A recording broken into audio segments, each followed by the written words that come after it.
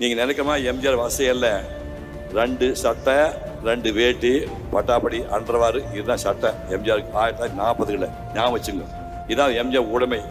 நாட்டை ஆண்டாரில் அப்புறம் இதை என்ன பண்ணுவார், இந்நேரம் ஆன உடனே அந்த 2 சட்டையும் அந்த வேட்டி எடுத்து பாக்கெட் கூட போட்டு ஊற போட்டு சோப் போட்டு வாஷ் பண்ணி துணியில் போட்டு காலையில் அது அரைக்கு உரைமாக காஞ்சிருக்கு.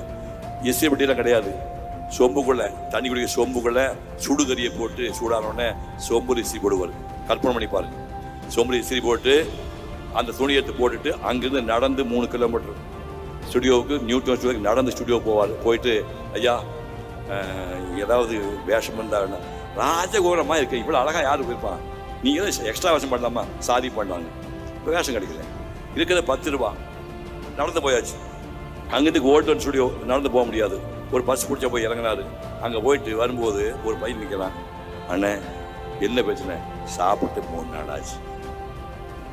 உடனே இந்த பஸ்ஸுக்கு போக மிச்சம் வந்து 7 ரூபாயில் 3 ரூபாய் அப்போதே எம்ஜிஆர் தானம் பண்ணார். ஞாபகம் வச்சுக்க. சாப்பாட்டுக்கு வழி இல்லை, வேலை கிடையாது, கையில் இருந்த காசில் அந்த 7 ரூபாய் 3 ரூபாய் எம்ஜிஆர் தானம். கொடைப்படல் சும்மா வரமாட்டான், அது மனசு வரணும், அங்கேயே வரணும். அந்த 7 ரூபாய் இருக்கும்போதே 3 ரூபாய் எம்ஜிஆர், அதனால தான் கொடையுள்ள வந்தார். அப்படி இருந்தார். 2 சம்சாரம், முதல் சம்சாரம் 2 விஷயம் செத்து போச்சு. எம்ஜிஆர் வாழ்க்கையெல்லாம் ஐயா நீங்கள் நினைக்கிற மாதிரி சந்தோஷமா இல்லை. 19 வயசில் கல்யாணம் பண்ணாரு, 2 வயசில் பொண்டாடி செத்து போகுது, சோறு போட முடியல, வசதி இல்லை, அந்த மாதிரி 2 செத்து போகிறாங்க. இன்னொரு அம்மா கல்யாணம் பண்ணுறாங்க, 18 வருஷம் டிபி பேஷண்ட்.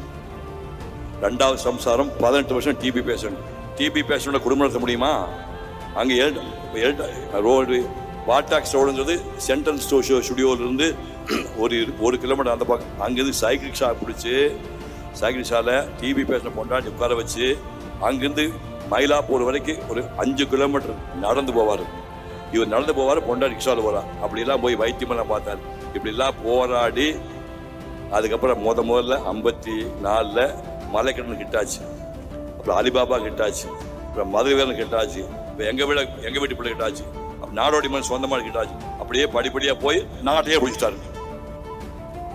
அதாவது வள்ளுவர் என்ன சொல்றாருன்னா, அளவு கடந்த துன்பத்தை தாங்குபவன் ஒரு நாள் உச்சம் தொடுவான். ஞாபகம் வச்சுக்க. ஏன்டா நம்ம கஷ்டம் வந்து சொல்லாதீங்க, புரியுதா? உனக்கு கஷ்டம் வந்தால் கடவுள் சோதிக்கிறான்னா உன்னை பெரிய ஆள் ஆக்குவான்னு நினைக்கணும். எப்பவுமே செஞ்சு தாமரை பூ மேலே வாழ முடியாது.